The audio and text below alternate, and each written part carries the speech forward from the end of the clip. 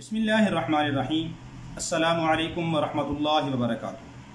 محترم سامعین، عید الفطر کا دن قریب ہے، تو ہم چونکہ مسلمان ہیں، مسلمان ہونے کے ناطے اللہ کے احکامات اور پیارے نبی صلی اللہ علیہ وسلم کی مبارک تعلیمات ہمارے لیے مشعل راہ ہیں۔ اب اللہ کے نبی صلی اللہ علیہ وسلم نے ہمیں ہر موقع کے لیے مسنون اعمال دیے ہیں کہ کون سے وقت میں کون سا کام کرنا ہے۔ تو عید کے دن ہمارے ہاں یہ بھی رواج ہے کہ ایک دوسرے کو ہم کہتے ہیں جی عید مبارک ہو، عید مبارک ہو، عید مبارک ہو۔ تو اس میں سنت عمل کیا ہے کہ جو مسلمان دوسرے مسلمان سے کہے کہ جس کے کہنے کے اوپر اس کو ثواب بھی ملے۔ تو جب ہم نے احادیث کا مطالعہ کیا تو سنن کبری البیہقی کے اندر ہمیں حدیث مل گئی۔ حضرت واصلہ رضی اللہ تعالی عنہ فرماتے ہیں کہ میں نے نبی پاک صلی اللہ علیہ وسلم سے عید کے دن ملاقات کی تو میں نے آپ سے یہ الفاظ بولے، یہ آپ کے سامنے یہ الفاظ عرض کیے، تقبل اللہ منا و منکا۔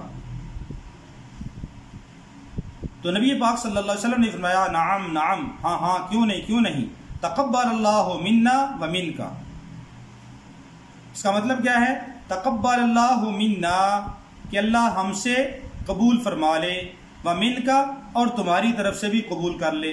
یعنی جو ہم نے رمضان کے روزے رکھے، تراویح پڑھی، جتنے بھی نیک اعمال کیے ہیں، اللہ ان سارے اعمال کو ہماری طرف سے اور تمہاری طرف سے قبول فرما لے۔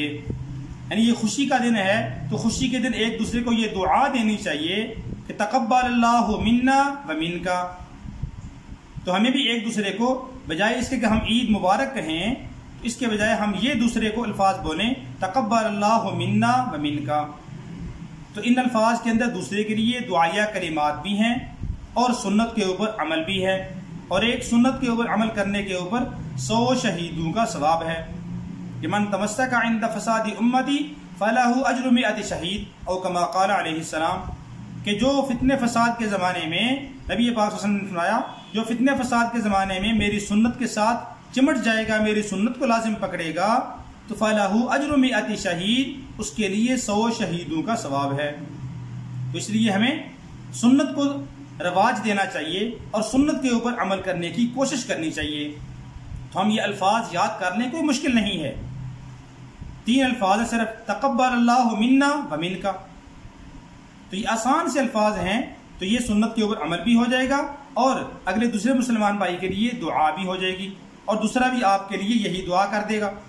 اللہ ہم سب کو عمل کرنے کی توفیق عطا فرمائے۔ مولا